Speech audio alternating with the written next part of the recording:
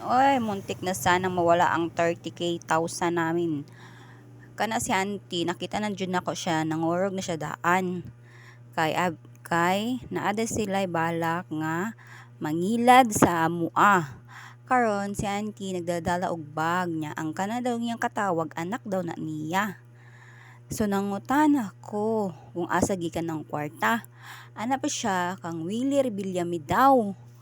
Tapos magpadala daw siya kay bayad daw nila sa yuta nga napalit nila sa Davao.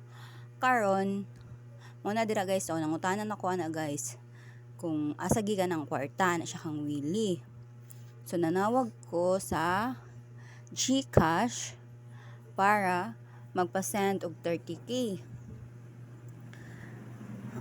Gibriefing na daan siya na guys nga anak iyang tawag tapos kuan na siya daladaan bag para mailhan na mo nga nada siya dala kwarta pero wala da ay to. Si auntie pod nagpailad pod wa jud siya nitug andaan nga wala da siya kwarta dala.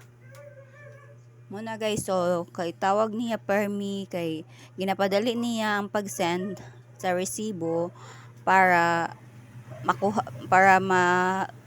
dayon niya ang kwarta pero kami dugay man kay nakasend ang GPO sa amo ang GCash mo nang gipaabot pa namo. Karon naghatag siya GCash number. Karon guys mo na guys, sige na siya pamugos, asa na, kailangan na niya ang resibo, ang reference number, anak ko, paabot lang, kay dugay dyan ni siya ma-process, kay dako, kay ni nga kantidad. Mo na guys, so, nangutan na kung banaan na, ningon siya nga, dugay dyan na siya ma-process, kay dako, kay na siyang kantidad. Mo na guys, mulakaw na si auntie, kay, nag-istorya sila, murag na sila iikuan ba kanang isabot-sabot mo to nilakaw siya, nigawa siya. Nya karon pag kuan na, musend na unta ako, gitawag nako siya. Kay kailangan jud nako ang part na makit-an bago nako i-send. Karon nisulod na siya balik, gistorya nako siya. Anak ko, asa ang kwarta ti kay bago nako i-send, kailangan ako makita ng kwarta. Ningon man siya nga wala daw siya dalang kwarta. Ako, patay na. Hapit na, makuan jud ka aniti, makulong jud ka aniti, kay nganong, wajud ni mo giingon daan, nga waday kay kwarta, nagpailad ka na mo katawag niya.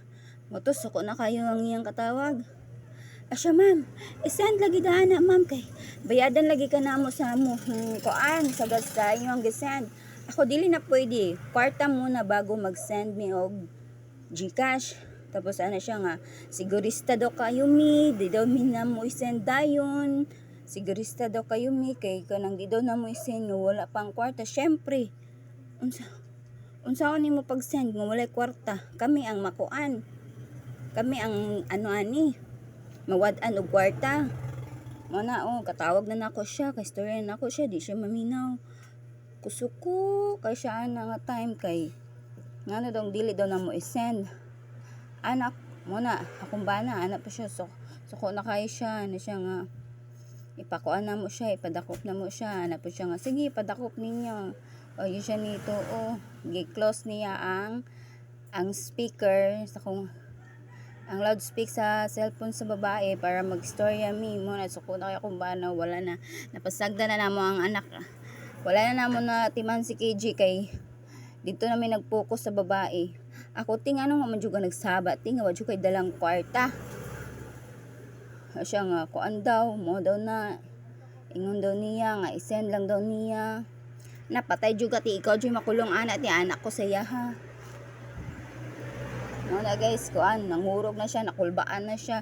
May gani giyan ako, gingnan ako siya. May gani diri ka ni adto kung sa lain pang chikas nga tinanga pod nga i-send dayon, patay na, kulong jud ka karon ti. Mo dyan na among gikuan sa mo ati nga ayaw jud pailad ti. Ako ayaw na natubagang tawag ti kay di jud na siya maminaw ti. Mo na suko na kayo siya, mo to gipalong namo. Mo to gi-advise na mo na siya si auntie nga di magpailad.